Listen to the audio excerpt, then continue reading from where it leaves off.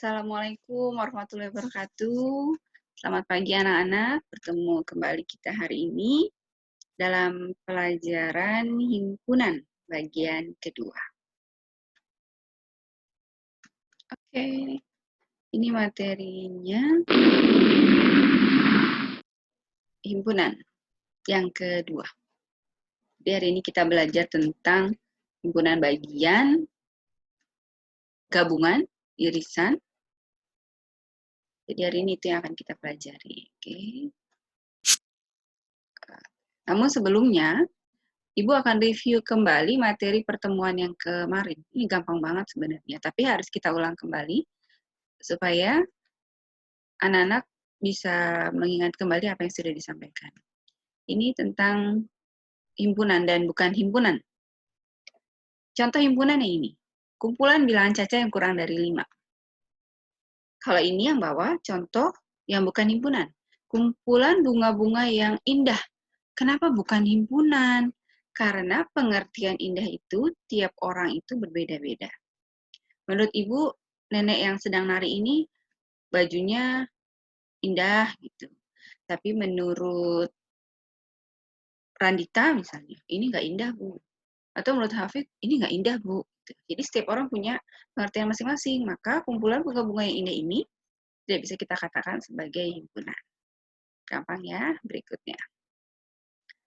Nah, ini soal kemarin yang kita sudah bahas di grup Telegram. Kemarin teman-temannya beberapa menanyakan bagaimana sih Bu cara mengerjakan soal ini. Ini sebenarnya gampang banget. Kalian hanya cukup menuliskan saja. S itu kan himpunan semesta.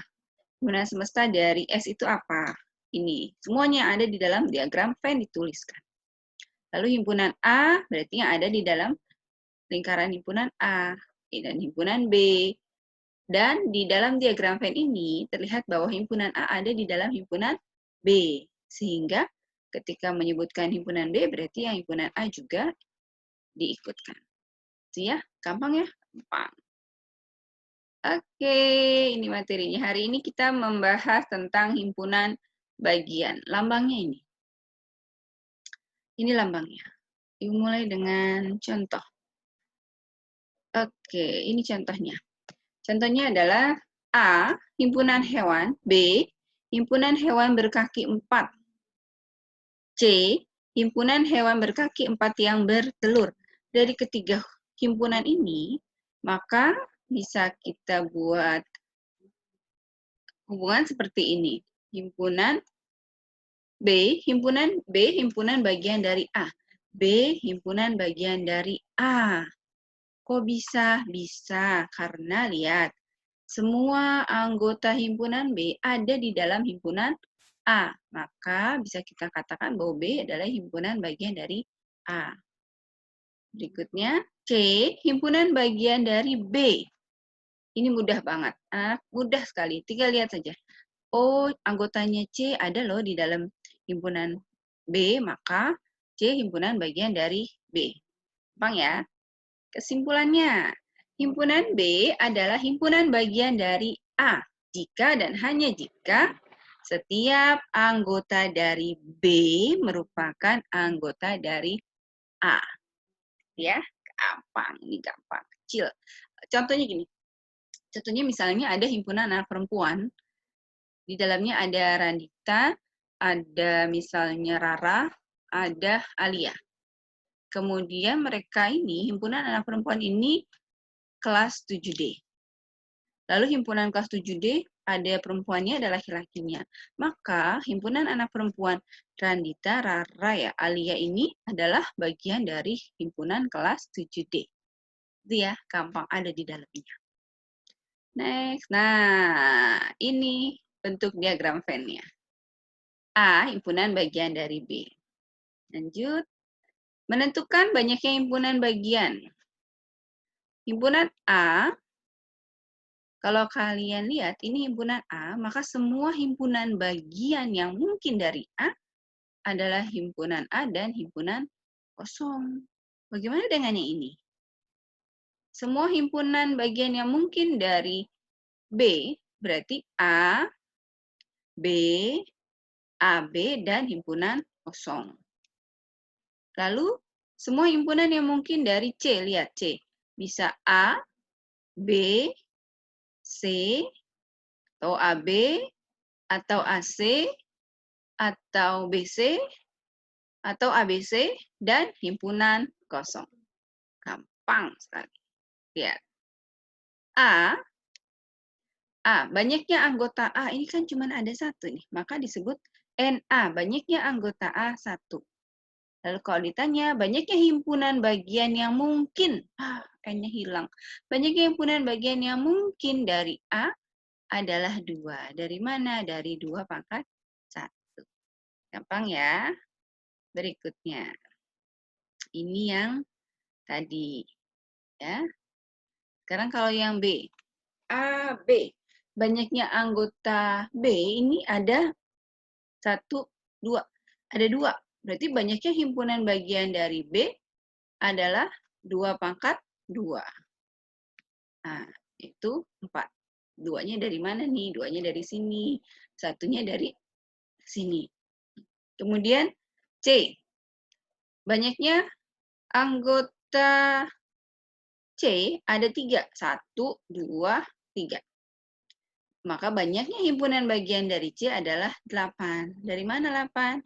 Dari 2 pangkat 3. 2 pangkat 3 artinya 2-nya dikalikan sebanyak 3 kali 2 kali 2 kali 2.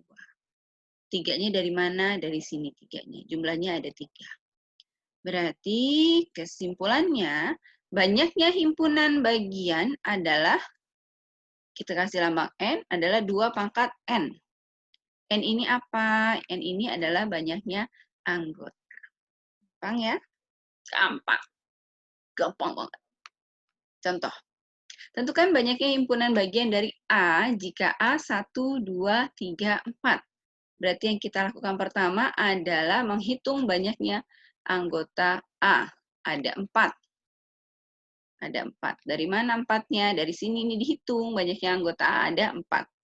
Berarti banyaknya himpunan bagian dari A adalah rumusnya apa? 2 pangkat N. Berarti 2 pangkat 4 sama dengan 16. Gampang ya? Gampang. Soal berikutnya. Diketahui K, himpunan 1, 2, 3. Tentukan himpunan bagian dari K yang mempunyai 1 anggota. Tadi himpunan K 1, 2, 3. Himpunan bagiannya bisa 1, 2, 3, 1, 2, 1, 3, dan seterusnya. Maka yang kita cari adalah yang 1 anggotanya. Ada berapa? Ada 3. Kalau yang anggotanya ada 2, coba lihat. Berarti 1, 2, 1, 3, 2, 3. Jumlahnya ada 3. Yang 3 anggota hanya 1, 2, 3. Dia ada 1. Gampang ya, bisa dibedakan dengan contoh pertama dan contoh kedua. Berikutnya, oke, gabungan 2 himpunan.